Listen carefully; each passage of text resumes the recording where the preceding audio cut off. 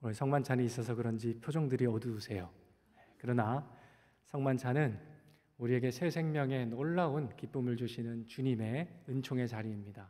그래서 얼굴을 좀 피시고 오늘 예배를 통해 또 성만찬을 통해 임하실 그 주님을 기대하고 소망하고 바라는 마음으로 오늘의 말씀을 경청하시길 바랍니다. 제가 속해 있는 교단에서 목회자가 되는 길은 두 가지 길이 있어요.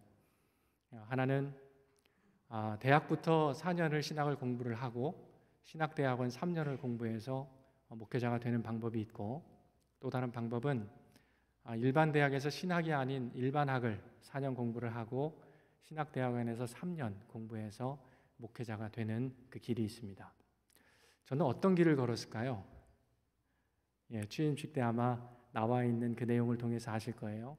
전 대학부터 4년 동안 신학을 공부하고 신학대학원에서 3년 동안 공부해서 목회자가 된 경우입니다. 제가 신학대학을 입학할 때 굉장히 아찔한 추억이 있습니다. 그건 뭐냐 하면, 이 한국의 대학 입시는 보통 겨울에 이루어지지 않습니까? 그래서 날씨가 많이 춥죠. 사람의 몸이 웅크러지게 되어 있습니다. 몸을 웅크리고 잔뜩 긴장한 채로 이제 면접이라는 것을 통과를 해야 되는 거죠. 제가 잔뜩 긴장을 하고 면접실로 들어간 거예요. 면접실 안에 들어가니까 연세가 지긋이 드신 두 분의 남자 교수님이 자리에 앉아 있는 겁니다. 저는 늘 하던 대로 잠시 자리에 앉아서 한 10초 정도 됐을까요? 기도를 하고 해맑게 웃는 얼굴로 교수님 두 분을 바라본 겁니다. 그런데 이게 웬일이죠? 전혀 예상치 못했던 멘트가 저한테 날라오는 겁니다. 자네, 그렇게 기도하면 붙여줄 거라고 생각하는가? 순간 골이 띵한 거예요. 처음부터 이거 꼬여도 완전히 꼬여버렸구나 생각이 들고요. 제 얼굴에 미소는 사라져버리고 굳어질 대로 얼굴이 굳어지게 된 것입니다. 그래도 정신을 차리고 교수님께서 나에게 던지실 질문이 무엇인가에 집중했습니다. 교수님의 입을 통해 전달된 첫 번째 질문은 이것이었습니다. 자네, 교회가 과연 뭐라고 생각하는가? 여러분, 뜬금없이 교회가 뭐냐고 물으시는데 제 머리가 또 하얘지는 거예요. 신학의 시옷자도 모르는 스물도 안 된 청년이 이 질문을 받고 과연 뭐라고 대답을 하겠습니까? 성도님들, 이 자리에서 제가 여러분 교회가 무엇입니까? 라고 대답하면 10년, 20년, 30년, 40년 신앙생활 했지만 지금 물어봐도 답하기 참 쉽지 않은 그런 질문 아닙니까? 알 것 같은데 설명하기가 참 쉽지 않은 그런 질문을 제가 받게 된 겁니다. 그런데 이 질문을 받고 제 머릿속에 한 단어가 계속 맴도는 거예요. 거의 기적에 가까운 일이죠. 여러분, 제 어머니는 자식들의 믿음 생활에 지금도 그렇지만 늘 관심이 많으신 분입니다. 어느 정도냐 하면 해가 바뀌잖아요. 제가 어느 교회 학교 선생님 밑에서 성경을 배우는가를 확인하세요. 그래서 성경을 잘 가르치시는 그 선생님 반으로 저를 옮기신 적이 있을 정도로 얼마나 자녀의 신앙에 관심이 많으신 분이신지 모릅니다. 그런데 감사하게도 제가 교회학교 분반 공부 시간에 수도 없이 들었던 한 단어가 있어요. 에클레시아. 집에서 어머니를 통해서 수도 없이 들었던 단어가 있습니다. 에클레시아. 에클레시아가 뭐죠? 교회의 헬라어 단어예요. 제가 잠시 하얘졌던 정신을 가다듬고 이렇게 대답했습니다. 하나님의 구원받은 사람들의 모임으로 에클레시아라고도 합니다. 여러분, 교수님들의 반응이 어떻을까요? 깜짝 놀라신 거예요. 몸을 움찔하시더니 저에게 이렇게 말씀하십니다. 그래, 자네 아주 잘 알고 있구만. 그 당황하신 모습을 지금도 생생하게 기억합니다. 결국 면접을 잘 마쳤고 어떻게 됐을까요? 저는 합격의 영광을 얻게 된 것입니다. 이런 아찔한 순간을 제가 겪어서 그런지는 모르지만 저는 교회라는 단어를 들으면 지금도 정신이 번쩍 들고 제 가슴이 뛰는 것을 느낍니다. 지금도 목회자이지만 한 25년 목회를 해왔지만 교회가 과연 무엇인가에 대해서 홀로 있을 때, 성도들과 함께 있을 때 늘 자주 생각한다는 거예요. 특별히 성경이 말하면 성경적인 교회는 어떤 교회냐? 정말 교회의 주인 되신 하나님이 보실 때 하나님이 기뻐하시는 교회는 어떠한 교회인가를 늘 고민하며 살아갑니다. 사랑하는 여러분, 종교개혁자였던 이 깔뱅이라는 사람은 참된 교회에 대해서 이렇게 얘기합니다. 하나님의 말씀이 바르게 선포되고 성만찬이 바르게 집행되는 곳, 그것이 바로 하나님 보시기에 참된 교회라고 합니다. 지금 여러분은 들려지는 말씀을 듣고 있어요. 목회자의 설교를 듣고 있습니다. 그리고 이 보이는 말씀, 주님의 살과 피를 우리가 받게 될 텐데요. 이 성만찬이 철저하게 주님의 복음, 예수 그리스도의 터 위에서 성경에 근거한 교회, 이런 교회가 하나님이 인정하시는 아름다운 교회요, 참된 교회라 말씀하고 있습니다. 그래서 성경은 우리가 모여있는 에클레시아, 이 구원받은 하나님의 백성의 모임, 교회에 대한 이미지를 두 가지로 얘기하고 있죠. 하나는 하스피탈, 병원이고요. 하나는 아미, 군대입니다. 여러분 병원 한번 가보신 적이 있으시죠? 병원은 뭐 하는 곳입니까? 병든 사람을 치료하는 곳입니다. 사실 이 자리에 우리는 티내지 않지만 하나님이 보실 때 한 명도 의인은 없어요. 병들지 않은 사람은 없다고 성경은 얘기합니다. 죄로 인해서 상해 있는 우리의 마음, 상처난 우리의 심령을 가지고 이 자리에 앉아 있지 않습니까? 그래서 우리 예수님은 말씀하셨습니다. 내가 온 것은 의인을 위해 온 것이 아니다. 바로 죄인을 위해 왔다라고 하십니다. 이 말의 의미가 무엇입니까? 죄인을 그 죄로부터 건져내시고 구원하시고 그를 치료하기 위해 오신 분, 우리의 참 의사가 바로 예수 그리스도라는 사실이죠. 그래서 여러분, 우리가 모여있는 이 싱가포르 한인 교회는요, 죄인들이 모인 곳이에요. 죄인들이 예수 그리스도의 피로 인하여 우리의 삶의 죄사함을 받고 회복되고 치유돼서 예수 그분 안에 새로워지는 공동체가 바로 우리 싱가포르 한인 교회라는 것입니다. 그런데 여러분, 우리 하나님은 우리가 구원받은 것으로 우리의 삶이 끝나버리기를 원치 않으십니다. 구원 이후의 삶이 반드시 있다라는 거예요. 우리가 구원받고 치유되고 회복되었다면 반드시 예수 그리스도의 분량에까지 우리 주님, 우리가 성장해 가기를 원하고 계시다라는 겁니다. 그래서 주님은 우리 각자의 인생에, 우리 싱가포르 한인교회에 여러 가지 훈련의 과정들을 만들어 놓으십니다. 우린 다 알 수 없죠.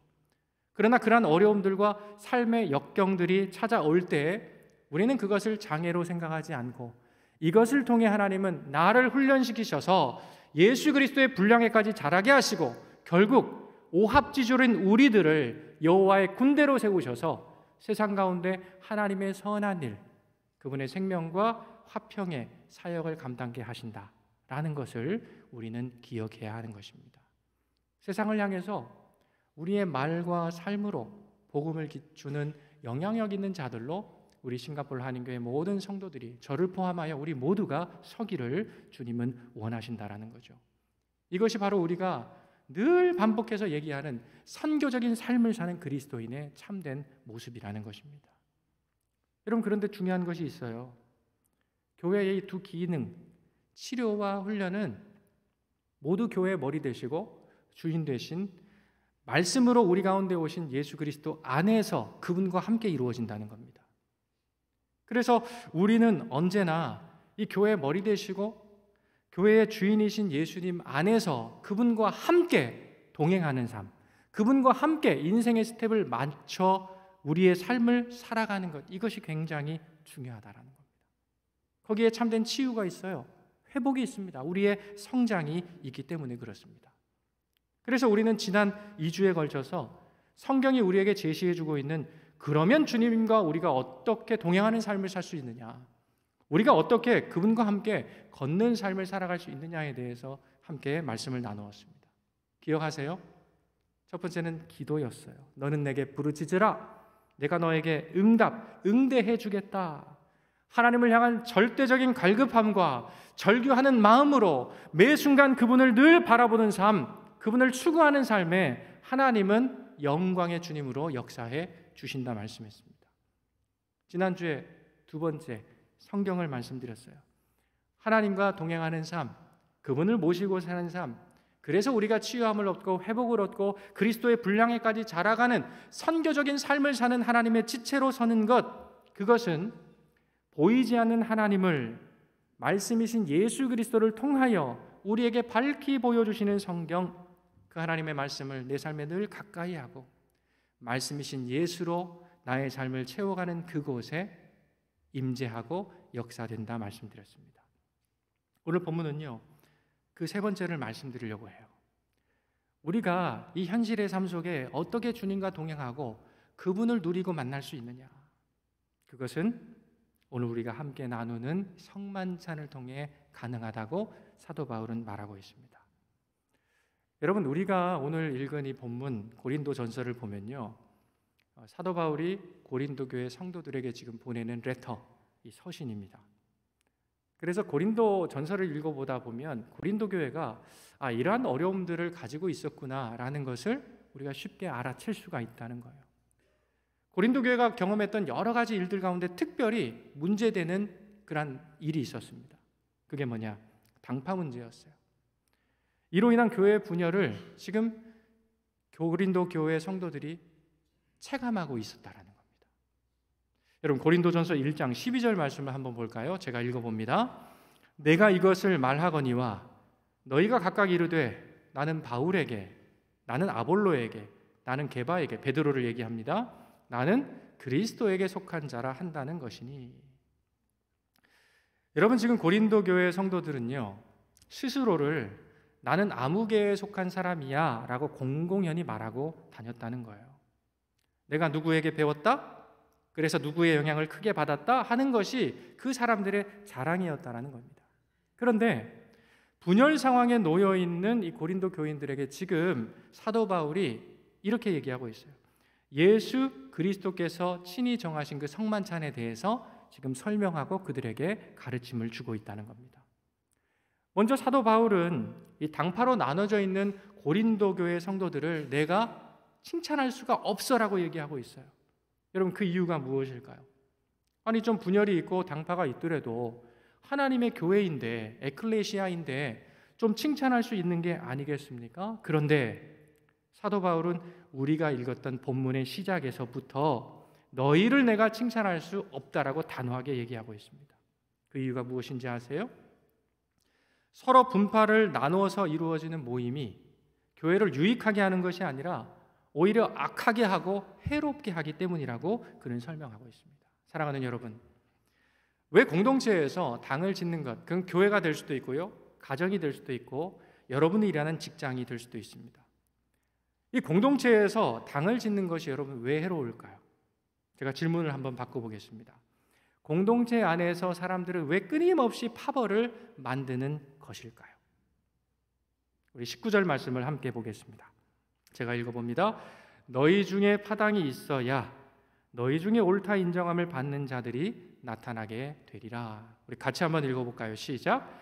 너희 중에 파당이 있어야 너희 중에 옳다 인정함을 받는 자들이 나타나게 되리라. 이 말이 무슨 뜻입니까? 파당을 짓고 파벌을 만드는 사람들의 그 내면과 마음 중심에 어떠한 목적과 어떠한 이유가 있는지 그 특징을 분명하게 말씀해 줍니다. 여러분, 이러한 사람들은요, 자기 자신의 존재 자체로 하나님이 나를 참 기뻐하신다라는 사실을 망각한 사람들입니다. 내가 존재하는 나 스스로, 나 자체로 하나님이 나를 기뻐하시고 나는 그렇게 존귀한 사람이라는 그런 시각으로 자기 자신을 바라보지 못하는 사람들이라는 거예요. 그래서 이 사람들은요, 안타깝게도 끊임없이 비교합니다. 비교하는 이유가 있겠죠. 나는 너랑 달라. 그래서 내가 너보다 좀 나아. 이러한 자기 만족으로 은근히 나와 다른 사람들을 끊임없이 분리하는 거예요. 카운터파트를 계속 만들어내는 것입니다. 그래서 계속해서 다른 사람과 나를 구분짓습니다. 내가 낳았다는 그 우월감으로 스스로를 자위해요. 그리고 세뇌시킵니다. 자기 존재의 정당성, 장의성을 바로 이러한 맥락에서 찾으려는 사람들이라는 거죠. 여러분, 얼마나 성경이 우리에게 보여주시는 우리를 바라보시는 하나님의 시선과는 다른 왜곡된 시각입니까? 그래서 사도 바울은요, 이런 일들이 너희들의 공동체에 해롭다 얘기하고 있어요. 서로를 죽이는 일이라고 지금 책망하고 있다는 것입니다. 여러분, 이러한 모습과 관련해서 예수님의 동생이었던 야고보 사도도요, 이 야고보서 3장 15절부터 16절 말씀을 통해 이런 사람들의 태도에 대해서 이렇게 이야기를 합니다. 한번 보실까요? 이러한 지혜는 위로부터 내려온 것이 아니요 땅 위의 것이요 정욕의 것이요 귀신의 것이니 시기와 다툼이 있는 곳에는 혼란과 모든 악한 일이 있음이라 말씀합니다. 여러분, 이 구절을 개역 한글판으로 제가 다시 한번 읽어보면 이렇습니다. 이러한 지혜는, 이러한 사람들이 하는 이러한 모든 행위는 위로부터 하나님께로부터 온 것이 아니요 세상적인 것이요 정욕적인 것이요 마귀적인 것이다, 이렇게 설명하고 있는 겁니다. 여러분, 교회 안에 분파를 나누는 것은요 하나님께로부터 온 것이 아니라는 거예요. 세상적이고 정욕적이고 마귀적인 것이라 말씀합니다. 사랑하는 여러분, 한번 생각해 보십시오. 마귀적인 것으로 가득한 곳에 우리 주님이 임재하실 수 있겠습니까? 마귀적인 분파를 만들어서 공동체의 유익을 해치는 그 자리에 우리 영광스러운 그 거룩하신 하나님이 함께 하실 수 있을까요? 그럴 수는 없는 것입니다. 당연히 죽음의 문화 속에 생명이 들어오면요 생명이 살아남을 수가 없는 거예요. 화평은 깨어질 수밖에 없다라는 것입니다. 그렇다면 사도 바울이 이러한 분열의 아픔을 가진 이 고린도 교회에 성만찬을 이야기하는 이유가 무엇이냐라는 거죠. 성만찬이 가지고 있는 특별한 의미가 있기 때문입니다. 여러분, 오늘 본문을 보면 사도 바울은 예수님의 살과 피를 받는 이 성만찬에 대해서 몇 가지를 우리에게 소개합니다. 첫째, 성만찬은 우리 사람의 지혜와 우리 사람의 경험과 사람의 실력으로 만들어낸 것이 아니라 우리 주 예수 그리스도 그분이 친히 제정한 것이라고 말씀하고 있습니다. 23절 상반절을 한번 보여주세요. 내가 너희에게 전한 것은 누구에게 받은 것입니까? 주께 받은 것입니다. 두 번째, 성만찬은 나의 배고픔, 달리 말하면 내 육신의 배, 내 정욕을 달래고 채우기 위한 것이 아니라는 것입니다. 21절을 볼까요? 이는 먹을 때에 각각 자기의 만찬을 먼저 갖다 먹으므로 어떤 사람은 시장하고 어떤 사람은 취함이라 하십니다. 세 번째, 성만찬은 우리가 우리의 몸에 채우고 주님이 오시는 그날까지 전해야 하는 것, 그것이 주님의 살과 피를 내 안으로 받아들이고 내 삶에 채우는 행위라고 말씀하고 있습니다. 26절을 볼까요? 너희가 이 떡을 먹으며 이 잔을 마실 때마다 그분의 죽으심을 그가 오실 때까지 나의 말과 우리의 삶과 내 안에 채운 예수 그리스도를 통하여 뭐 하는 것입니까? 전하는 것이니라 말씀하고 있습니다. 그래서 이렇게 보면 우리 주님이 성만찬을 우리에게 주신 분명한 이유가 있다라는 걸 알 수 있어요. 무엇이죠? 이 성만찬은요 내 육신의 욕구와 필요, 내 이해관계를 따라서 내가 필요한 것을 채우는 것이 아니고 서로 원수가 되고 나뉘어진 것을 하나 되게 하신 그 예수 그리스도 주님의 십자가, 그분의 살과 피를 구원받은 내 속에 끊임없이 채워서 갈라지고 분열된 공동체, 이 사회, 이 온 지구촌을 위하여 예수의 그 십자가를 따르는 자, 예수님을 구주로 고백하는 자로 설하라는 주님의 준엄한 명령이 새겨져 있는 그러한 행위라는 것입니다. 그래서 여러분, 성경은 에베소 2장 14절 말씀을 통하여 우리 주님이 오르신 그 십자가의 의미를 이렇게 이야기하고 있습니다. 우리 함께 읽어보도록 하겠습니다. 시작. 그는 우리의 화평이신지라 둘로 하나를 만드사 원수된 것 곧 중간에 막힌 담을 자기 육체로 허시고. 아멘. 여러분, 저는 참 좋아하는 찬양이 굉장히 많이 있습니다. 그런데 특별히 이 찬양을 부를 때 굉장히 하나님께서 은혜를 주시는 경우를 경험해요. 그 찬양이 무엇인지 아십니까? 은근히 기대하시네요. 한번 불러보기를. 네. 한번 불러봐도 되겠습니까? 찬양대 허락하면 한번 불러보겠습니다. 네. 잘 들어보세요. 사랑의 나눔 있는 곳에 하나님께서 계시도다. 같이 한번 불러볼까요? 사랑의 나눔 있는 곳에 하나님께서 계시도다. 한 번만 더 찬양합니다. 사랑의 나눔 있는 이곳에 하나님께서 계시도다. 아멘. 여러분, 가사가 굉장히 단순하죠? 그렇지만 이 가사는 우리에게 성만찬의 진리가 무엇인가를 잘 보여주고 있습니다.